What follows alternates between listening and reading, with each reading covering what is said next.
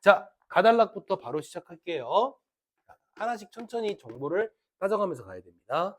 지급준비제도란 시중은행의 금융기관이 전체 예금 중 일정 비율 이상을 중앙은행에 예치해두는 제도를 말합니다. 일단은 개념을 설명했으면 그 개념을 좀 디테일하게 들어가 보자. 알았지?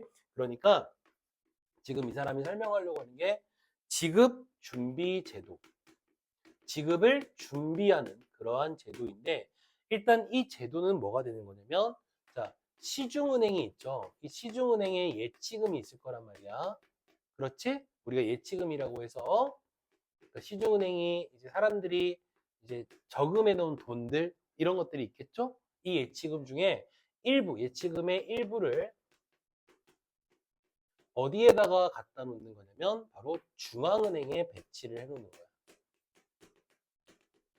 은행에 배치를 해놓는 그러한 제도가 바로 지급준비제도인데, 그 다음 읽어볼게.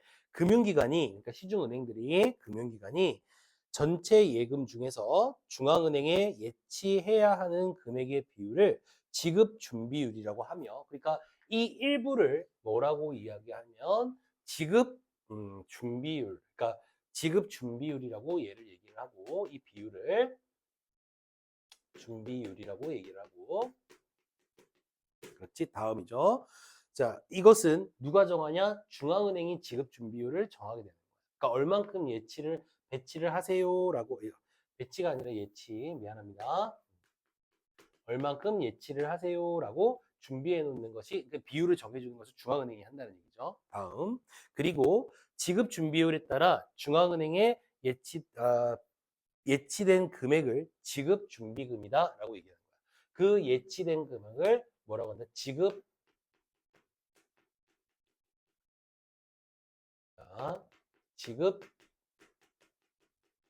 지급준비금이라고 이야기를 한다. 이렇게 얘기를 한다는 거죠. 지급준비제도의 역할은, 그러면 이런 걸 왜 하느냐 이거죠. 그죠? 설명하는 거죠. 지급준비제도의 역할이 뭐냐, 왜 해놓느냐라고 했을 때 한번 읽어보겠습니다. 예금자의 갑작스러운 인출 요구에 대비하는 것이다, 이 말이 되는 거죠. 그렇지. 이것은 뭐냐면 이제 갑작스러운, 핵심이죠. 갑작스럽다는 게 핵심인데, 갑작스러운 인출 요구를 뭐하기 위해서, 대비하기 위해서 지급준비제도가 있다라고 얘기를 하는 거고요. 시중은행이 예금으로 들어온 자금을 모두 대출에 사용한다면 갑작스러운 인출 요구에 대응할 수 없죠. 그치? 그러니까 은행도 대출을 해주기 때문에 만약에 가지고 있는 모든 예치금들이 이미 대출로 다 넘어가 있는 상태라면은 어떻겠어요? 이거 못 하잖아요. 그죠? 그러니까 미리 예치를 해놨다가 그 예치에서 인출 요구에 대비하는 거예요. 이거 너무 쉽다. 다음이죠. 예금을 인출해주지 못하면 은행의 신용도에 문제가 발생할 수 있기 때문에 일정한 비율에 따라 일정 금액을 중앙은행에 예치해 두는 것이다 라고 하는 거죠. 이해가 됐지? 뭐 어렵지 않다, 그지? 오케이. 다음, 지급준비율은 금융기관의 자금 상황이나 통화량에 영향을 미치게 되는데요. 시중은행의 대출은 예금으로 이루어지므로 지급준비율이 높아져서 예치해야 할 지급준비금이 늘어난다면 시중은행의 대출 여력은 어떻게 된다? 낮아지게 된다라고 하는 겁니다. 대출을 할 수 있는 힘이 낮아진다는 얘기예요. 알겠니? 다시 말하면 이것도 한 가지 봅시다. 요거 조금만 체크를 해주면 이 지급준비금이라고 하는 것이, 다시 말하면 중앙은행에 예치된 금액이 많으면 많을수록, 그렇지? 이것도 대비를 시키는 거죠. 반비례한다는 겁니다. 시중은행에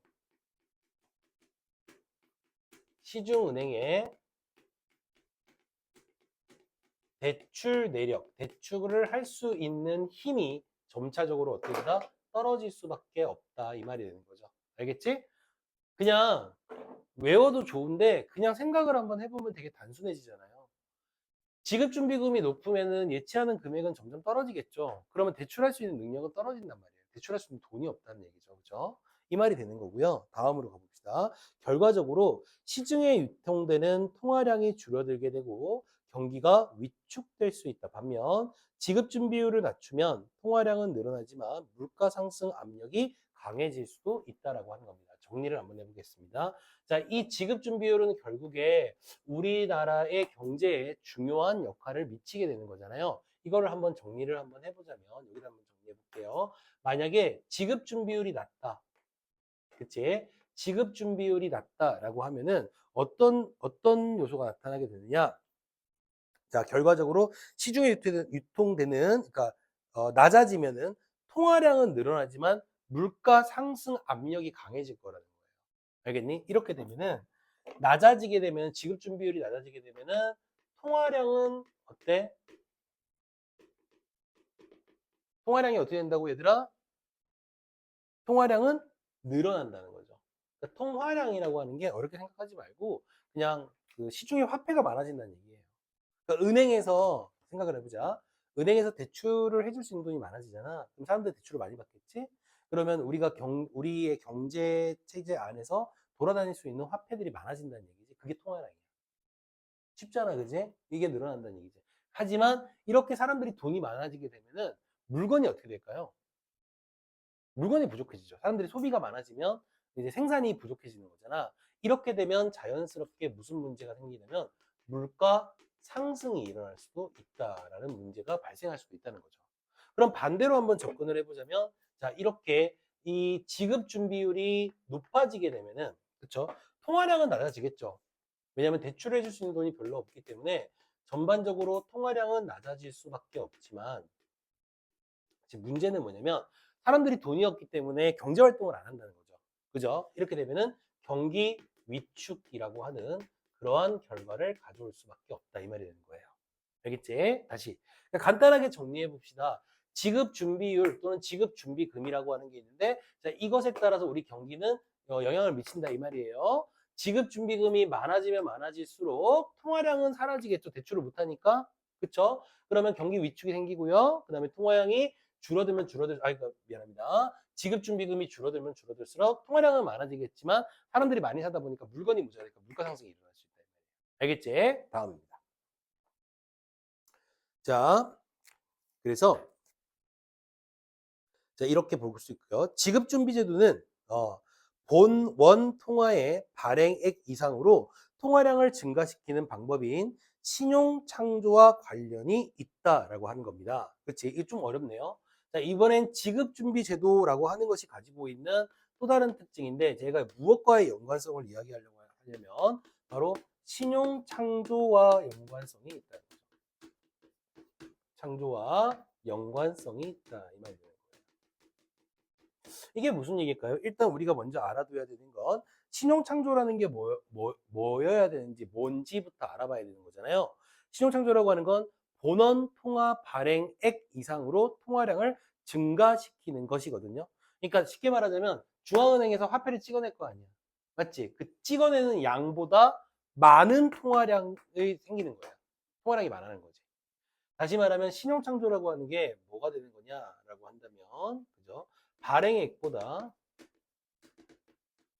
통화의 발행액보다 훨씬 더 많아지게 만드는 거죠. 뭐를? 통화량을. 시중에 사용되는 화폐를 더 많이 만들어내는 것을 신용창조라고 얘기를 하거든요. 자, 그 다음 볼까요? 자, 본원 통화는 지폐나 동전 등 화폐 발행의 독점적 권한으로 공급한 통화를 말하는데 중앙은행이 시중은행에 자금을 빌려주는 형태로 공급을 하게 됩니다. 그렇지? 그러니까 일단은 우리가 이제 발행액이라고 하는 게 뭐가 되는 거냐면 얘는 이제 화폐나 동전 같은 그치? 물리적인 그러한 화폐를 이제 빌려주는 거잖아요. 시중은행에다가. 이거 어렵지 않죠? 됐지? 그 다음 볼까요? 중앙은행이 1억 원의 화폐를 발행하여 이를 시중에 유통시키면 1억 원만큼의 통화량이 늘어난다. 그러나 본원 통화만큼의 통화량만 늘어나는 것은 아니다.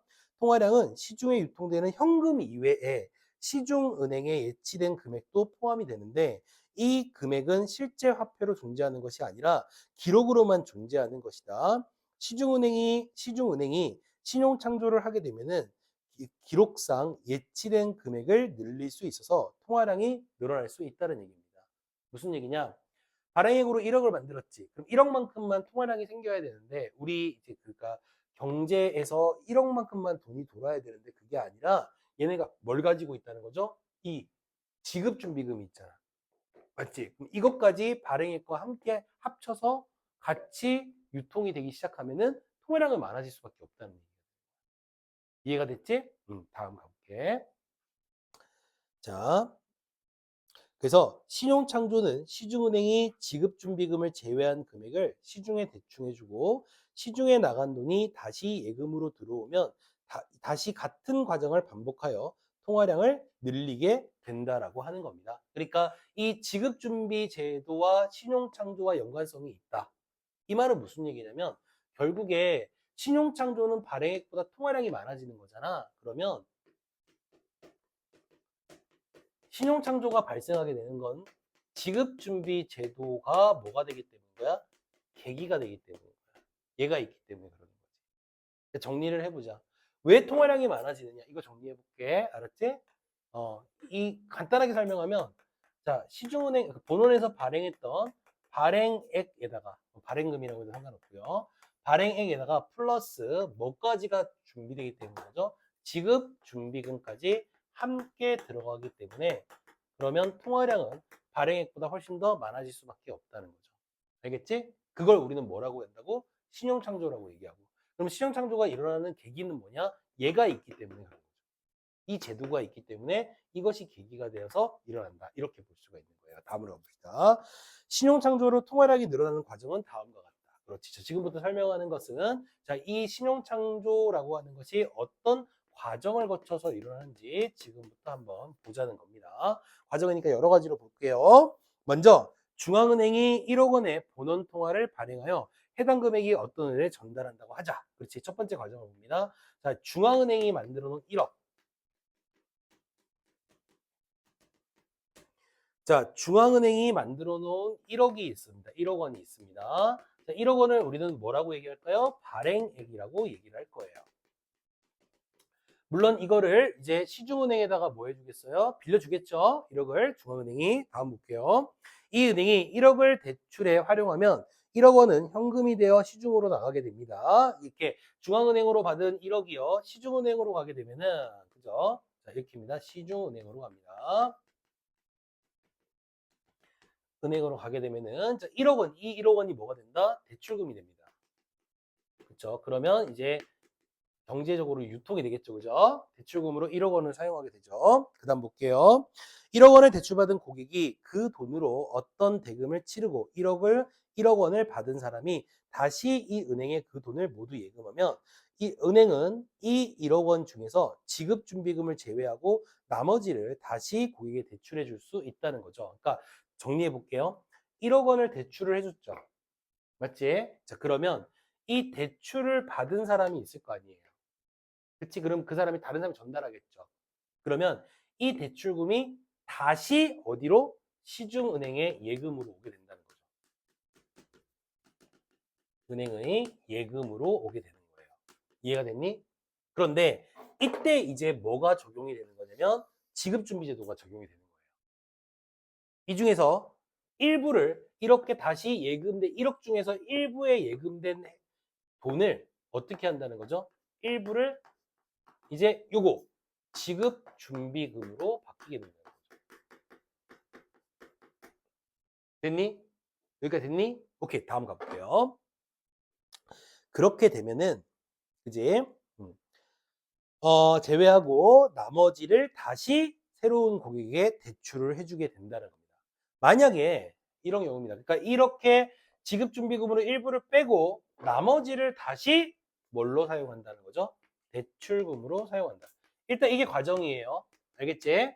자, 그런데 그때 지급준비율을 몇 퍼센트로 설정을 하게 되면은 지급준비 금액을 시중은행의 1억 중에 10%를 지급준비율로 설정을 하게 됐을 때 이 말이 되는 거죠. 그렇게 된다면 10%의 경우 1,000만 원을 지급준비금으로 중앙은행에 예치하고 9천만 원을 대출에 활용할 수 있는 것이다. 무슨 말인지 알겠지? 자, 1억 원을 받아가지고 대출금 활용해서 다시 받으면 다시 예금하겠지. 근데 그 중에서 10%가 1,000만 원 빠지는 거야. 그러면 9천만 원을 여기에서 10%가 빠진 90%만 대출금으로 활용할 수 있다는 얘기예요. 오케이, 여기까지 이해됐죠? 다음으로 가볼게요. 지급 준비율이 그러니까 동일한 과정이 반복되면 이 과정이 계속 반복되면 통화량은 늘어나는데 이는 중앙은행이 최초로 발행한 본원 통화보다 많아지게 된다는 얘기입니다. 됐습니까? 오케이.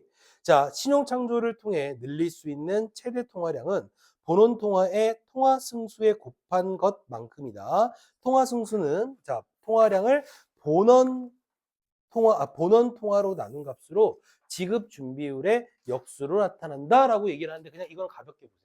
알겠지? 어쨌든 자, 지금 이 사람이 설명하는 건 뭐냐면 우리에게 설명해 주는 게 지급 준비 제도란 무엇인가? 라고 하는 거에 대해서 설명을 해주고 지급 준비 제도는 무엇에 영향을 미친다? 이 통화량에 영향을 미친다 이 말인 거예요.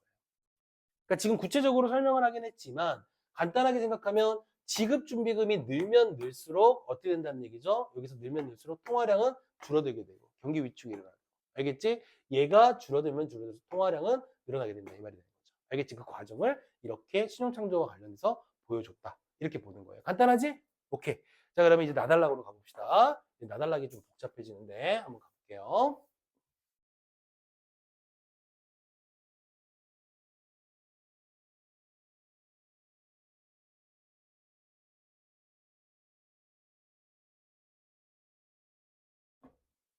자 봅시다.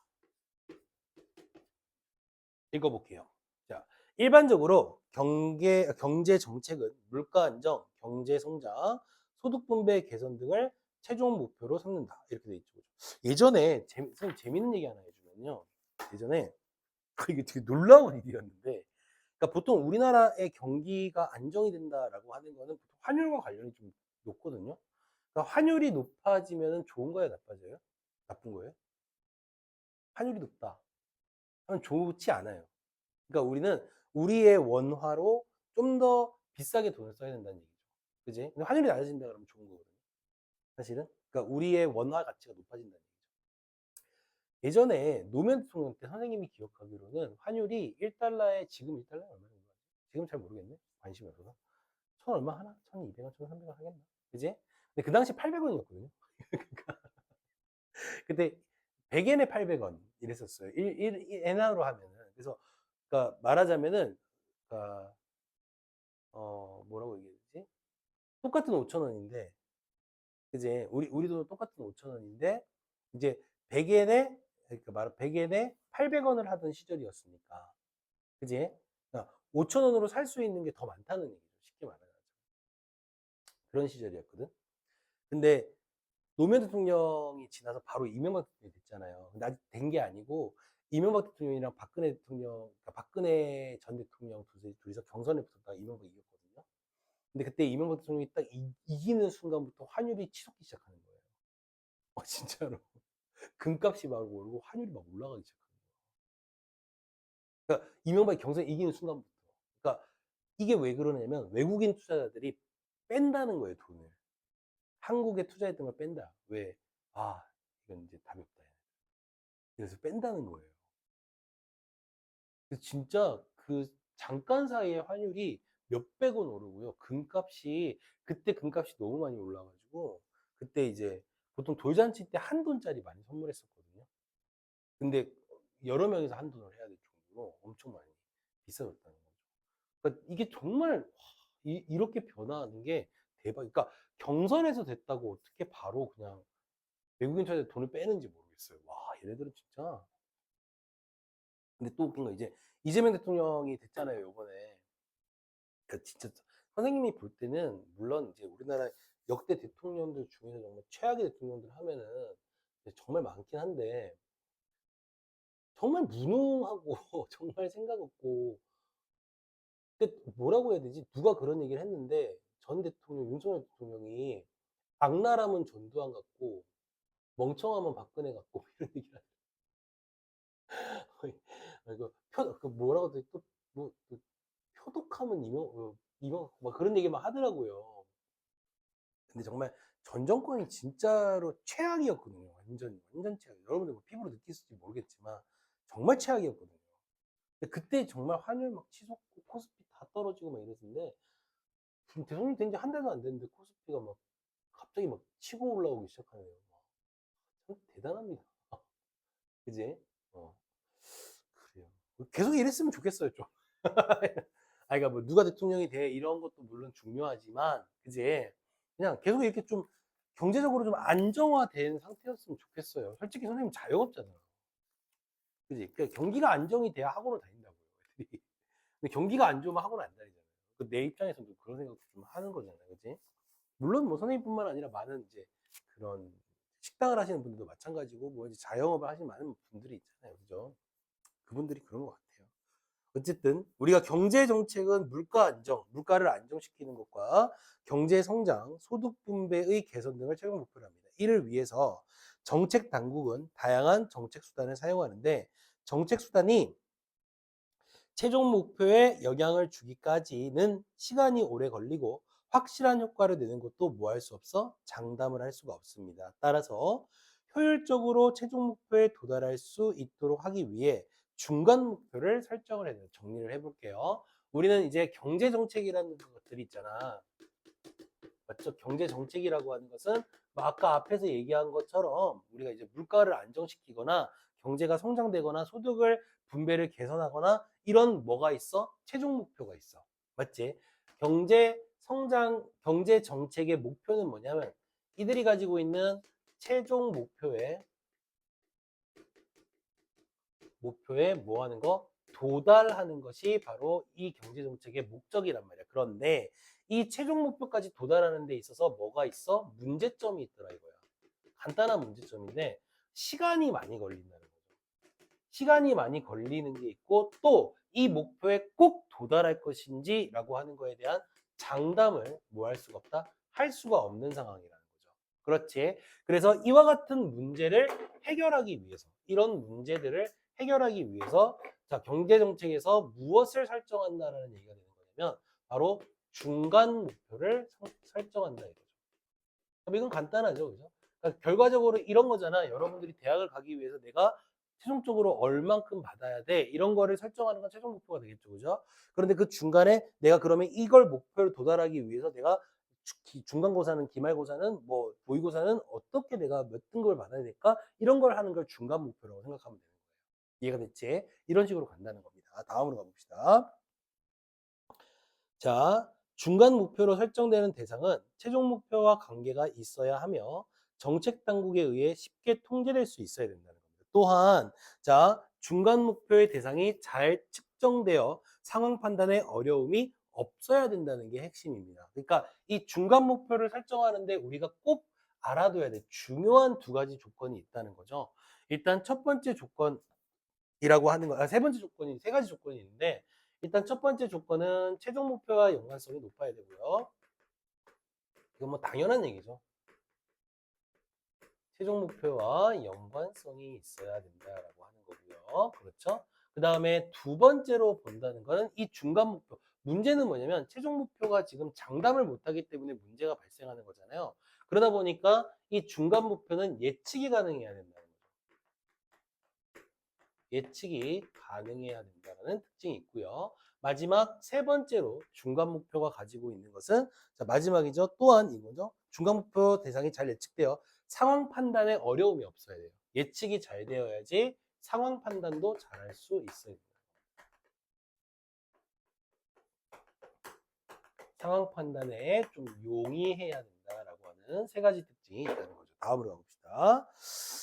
자, 통화량과 이자율은 경제정책 최종 목표와 밀접한 관련이 있으며 비교적 쉽게 조절이 가능하다. 또한 측정이 쉽기 때문에 중앙 목표로 설정하는 경우가 많다는 겁니다. 이것과 같은 다양한 중앙 목표를 설정해야 되는 조건이 있기 때문에 우리는 이러한 조건들을 바탕으로 무엇과 무엇을 중간 목표로 설정을 하느냐? 바로 통화량과 이자율. 알겠지? 이 세 가지, 이 두 가지를 이 세 가지 조건에 맞추어 이자율을 바탕으로. 왜? 얘네들은 예측이 쉽기 때문에 중간 목표를 설정한다는 얘기가 되겠습니다. 알았지? 됐니? 네, 두 번째 문제 가봅시다. 중앙은행은 본원 통화의 공급량을 조절하여 통화량을 조절할 수 있다. 시중은행이 중앙은행으로부터 본원 통화를 공급받을 때 적용되는 금리를 재할인율이라고 하는데 금리가 이자를 말하는 거예요. 알겠지? 이거를 재할인율이라고 한다. 재할인율, 그러니까 정리를 한번 해보면 중앙은행이 일단 통화량, 그러니까 화폐 통화량을 조절해서 그러니까 공급량을 조절해서 통화량을 조절할 수 있겠죠. 우리가 앞에서 본 것처럼. 그러니까 발행액이 많으면 통화량이 뭐 많아질 거고 발행액이 적으면 통화량이 적어질 거 아니야, 그지?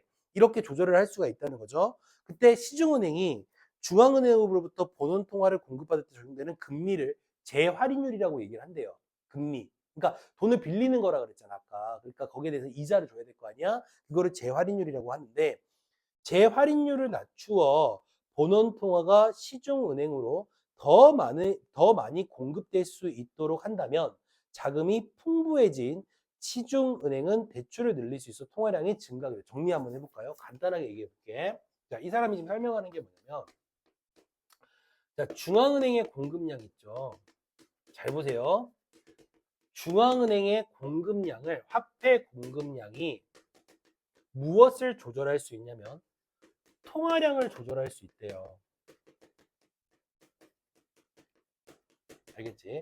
자, 어떻게 조절할 수 있느냐? 그냥 간단하게 가볼게. 먼저 이 공급량을, 중앙은행의 공급량을 어디에다가 먼저 주냐면 시중은행에 줘요. 근데 이때 시중은행에 금리가 있을 거 아니겠니? 돈을 빌리니까 이자를 줘야 될 거 아니겠니? 그지? 자, 이 금리를 뭐라고 하냐면 재할인율이라고 이야기를 한다는 거죠. 여기까지 이해가 됐지? 오케이. 자, 근데 만약에 얘들 한번 생각해 보자. 이 금리를 낮추었다고 생각해 봅시다. 알겠지? 그러면 시중은행이 돈을 많이 빌릴까요? 조금 빌릴까요? 중앙은행에 내야 되는 이자가 낮아지면은 돈을 많이 빌릴까요? 조금 빌릴까요? 뭘 고민해? 이자가 낮으면 돈을 많이 빌려야지. 그쵸? 에이, 어렵니? 이자가 먼저 아니, 얘들아. 돈을 빌리면 그 원금 말고 내가 내야 되는 돈 있잖아. 잘 써서 잘 썼습니다 하는 돈 있잖아. 그걸 이자라고 하잖아, 이 새끼들아. 근데 그 이자가 낮아졌어. 그럼 많이 빌릴까? 조금 빌릴까? 많이 빌려야지. 그렇지. 많이 빌리잖아. 그럼 이 시중은행에 예치금들이 많아지겠지. 금리가 낮아지면은. 그러면 시중은행이 또 고객들에게 뭐를 많이 하겠어? 대출을 많이 할 거란 말이야. 그러면 대출금이 어떻겠어? 졸라 늘어나겠지. 이 말이야. 됐어요? 그러면 대출금이 많아지면 사람들이 쓸 수 있는 돈이 시중에 많아진다는 얘기니까 통화량도 어떻게 되겠어? 늘어나겠지. 이 말이야. 그러니까 중앙은행은 어떻게 통화량을 조절하느냐? 예를 들어서 통화량이 너무 많다라고 하면 금리를 어떻게 하겠어? 재할인율을 높이겠지. 그럼 시중은행이 돈을 안 빌릴 거니까 대출금이 사라질 거고 그럼 통화량도 줄어들겠지. 이런 식으로 조절을 한다는 얘기야. 이해가 됐지? 오케이, 다음. 어려운 거 아닌데. 자, 그리고 이렇게 공급된 본원 통화는 신용창조에 의해 증폭되어 실제 발행된 것보다 통화량이 더 늘어날 수도 있다는 거야. 그러니까 이거 우리 아까 배웠잖아. 이게 통화량이 더 늘어나는데 이렇게 늘어난 거는 실제로 우리가 본 것처럼 신용창조라는 걸 적용하게 되면은 통화량이 실제보다 어떻게 된다고 그랬지? 더 늘어난다고. 여기다 이제 신용창조가 적용이 되면은 이제 실제 통화량보다 통화량이 훨씬 더 많아진다는 거죠. 훨씬 더 많아진다는 거지. 이해가 됐지? 여기까지 우리가 아까 본 거야. 다음으로 갑시다. 자, 이때 지급 준비율을 조절하면 통화량의 증가량을 뭐 할 수 있다? 조절할 수 있다는 겁니다. 이렇게 통화량이 너무 지나치게 많아지는 게 문제가 될 수 있다고 그랬잖아. 아까 우리 첫 번째 문단에서 봤는데, 아니 첫 번째 글에서 봤는데 통화량이 지나치게 많아지면 무슨 문제가 있다고 그랬지, 선생님이? 한번 생각해 보자. 통화량이 너무 많아지면 돈이 굉장히 많아지면 무슨 문제가 있다고 그랬죠? 그렇지, 물가가 올라가는 거야. 그러면 이 물가가 지나치게 상승하는 것을 막기 위해서는 어떻게 된다는 거죠? 얘네가 조절을 해야 될 거 아니야. 근데 이것을 조절하는 방법이 바로 우리가 앞에서 봤던 무엇으로 조절을 하느냐? 지급준비금을 가지고 조절을 한다는 거지.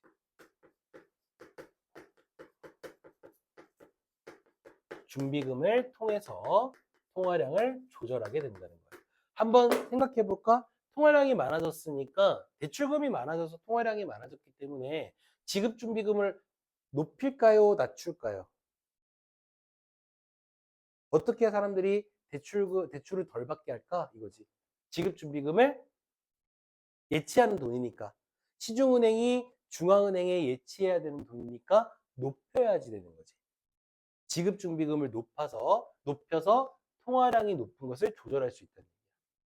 자, 이해가 됐지? 그지? 자, 다음으로 가보자. 자, 또한 이것뿐만 아니라 자, 중앙은행은 공개시장에서 채권을 거래하여 통화량이나 이자율을 조절하기도 한다라고 하는 겁니다. 그러니까 지급준비금을 통해서 하는 것도 있고, 자, 플러스 뭐를 통해서 하는 것도 있다? 채권을 통해서 하는 것도 있다. 이렇게 우리가 보는 거죠. 다음으로 가볼게요. 중앙은행이 시중의 채권을 매입하면 민간으로 이동하는 자금이 늘어나기 때문에 통화량은 증가하게 됩니다. 이때 채권의 수요가 늘어나기 때문에 채권 가격이 상승하게 되고 이자율은 감소하게 된다는 겁니다. 이런 식으로 통화량을 조절할 수 있습니다. 다음입니다. 경제정책에서 통화량이나 이자율을 중간 목표로 삼는 것은 이들의 구체적인 수치를 원하는 범위로 뭐 할 수 있다? 이동시킬 수 있기 때문입니다. 핵심이죠. 자, 통화량과 이자율을 바탕으로 중간 목표를 설정하는 경우는 가장 핵심이 뭡니까? 이거를 뭐 할 수 있기 때문에 구체적인 수치로 뭐 할 수 있기 때문에 변화시킬 수 있기 때문에. 알겠니? 다시 말하면 통화량이나 이자율은 구체적인 수치로 예측할 수 있기 때문이라고 하는 게 좋겠죠. 예측이 가능하기 때문에 얘를 가지고 중간 목표를 많이 설정한다는 얘기입니다. 그 다음 읽어볼까요? 하지만 통화량과 이자율을 동시에 바람직한 수준으로 만드는 것은 쉽지가 않아요. 그림은 이자율과 통화량의 관계를 보여주는 그래프입니다. 이게 근데 선생님 그래프 안 봐도 이제 앞에까지 설명했던 걸 잘 보면 알 수 있는데 이자가 낮아져야 통화량이 어떻게 돼 있어요? 늘어나잖아. 맞지? 반대로 생각하면 이자가 높아지면 어때? 통화량은 낮아지겠지. 여기까지 이해가 됐지? 응. 근데 이 사람이 지금 얘기하는 게 뭐냐면 통화량과 이자율을 동시에 바람직한 수준. 그러니까 이자율을 적당하게, 그 다음에 통화량을 적당하게 만드는 게 정말 어렵다는 얘기야. 그게 왜 어렵냐? 그 다음에 읽어볼게. 그래프를 잘 보자.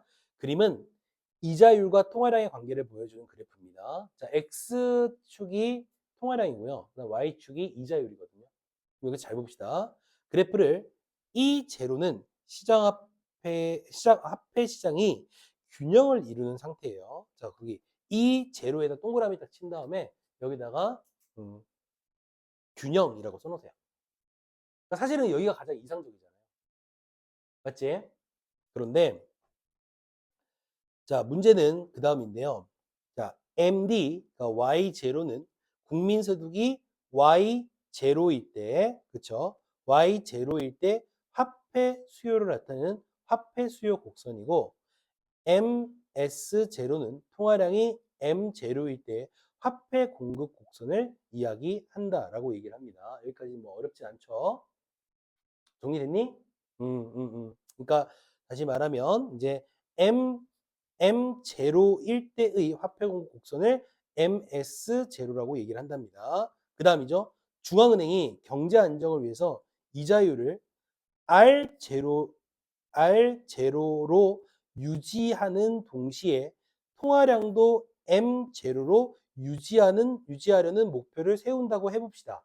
왜냐하면 이렇게 R0에서 M0로 유지를 하면 이 제로가 되는 균형을 이루는 상태가 된다는 거잖아요. 그죠? 이렇게 한다고 해보자고 하는 거야. 근데 이게 쉽지가 않다는 얘기지. 왜?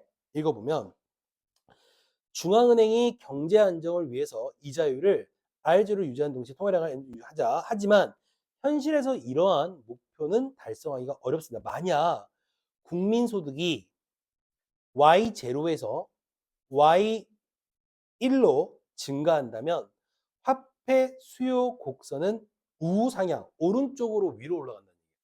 알겠니? 상향하여 MD, Y1이 된답니다. 따라서 중앙은행이 통화량을 계속 M0로 유지한다면 이 원이 새로운 뭐가 돼? 균형점이 되어 이자율이 뭐 된다? 상승할 수밖에 없다는 거죠. 그러니까 다시 말하면 국민소득이 올라가게 되면 얘들아, 균형 상태를 계속 유지할 수 없다는 거예요. 네, 소득이 올라가니까 그래프 곡선이 올라가 버리는 거예요. 그러면 균형을 맞추려면 어떻게 해야 돼? 다시 이자율을 올릴 수밖에 없는 거죠. 소득이 높아지면 이자율을 어떻게 할 수 있어? 높아질 수밖에 없는 거죠. 이해가 됐니? 그래서 균형을 맞추는 건 쉽지가 않다는 거예요. 자, 다음이죠. 통화량의 조절을 통해서 이자율을 변화시킬 수 있고 이자율을 조절하여 통화량을 변화시킬 수도 있지만 통화량과 이자율 모두 원하는 수준을 얻기는 힘들기 때문에 통화량과 이자율 중 어떤 것을 중간 목표로 선택하는 것이 바람직한가에 대한 많은 의견이 있을 수 있습니다. 그러니까 쉽게 얘기하자면 이 사람이 얘기하는 게 통화량과 이자율을 바탕으로 왜 구체적인 수치로 예측이 가능하니까 이걸로 뭐를 한다는 거죠? 중간 목표를 설정하죠. 하지만 이 두 가지를 동시에 하는 건 쉽지가 않다는 얘기입니다. 그래서 어떤 사람은 통화량으로 하자, 어떤 사람은 이자율로 하자라고 하는 의견들이 많다는 얘기죠. 이 말이야. 알았지? 그리고 자, 일반적으로 통화량은 경제정책 외에도 민간의 선택에도 영향을 많이 받아서 이자율에 비해 조절이 더 어렵습니다. 그러니까 보통은 중간 목표로 많이 설정하는 이유는 뭘 가지고 설정한다? 이자율을 가지고 많이 한다. 그 말로 마무리를 하고 있는 겁니다. 알겠지? 여기까지가 9강의 내용이었습니다. 됐지?